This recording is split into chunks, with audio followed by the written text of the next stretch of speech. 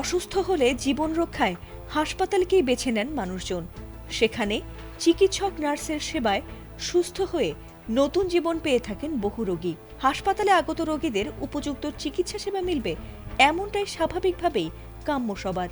তবে এবার হাসপাতালে দেখা গেছে এমন এক ভয়াবহ দৃশ্য যা হয়তোবা কেউ কল্পনাও করেননি কোনোদিন। রোগীদের প্রাণ রক্ষার তোয়াক্কা না করে অপারেশন থিয়েটারেই রীতিমতো রান্নাবান্নার আসর বসিয়েছেন নার্সরা। এমনকি সেখানে পিঠাও বানাচ্ছেন তারা। আর এমন ভয়াবহ অব্যবস্থাপনার দৃশ্য এবার ভাইরাল হয়েছে সামাজিক মাধ্যমে।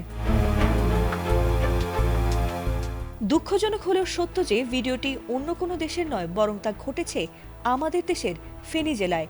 ফেনী জেনারেল হাসপাতালে লেবার ওয়ার্ডে সম্প্রতি প্রসূতি সেবায় চরম অব্যবস্থাপনার অভিযোগ উঠেছে।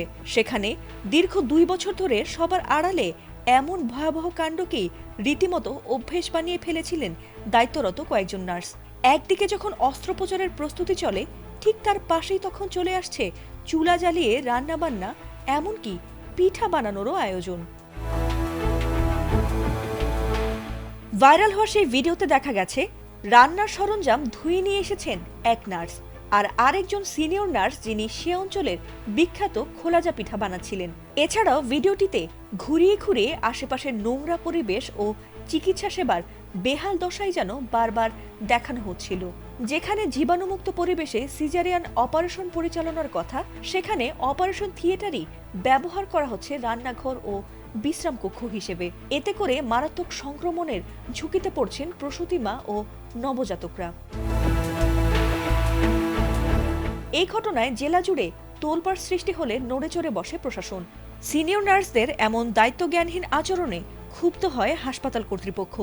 আর তাই বুধবার তড়িঘড়ি করে 3 সদস্যের একটি তদন্ত কমিটি গঠন করেছে তারা। এই কমিটিকে আগামী 5 কার্যদিবসের মধ্যে প্রতিবেদন জমা দেওয়ার নির্দেশ দেওয়া হয়েছে।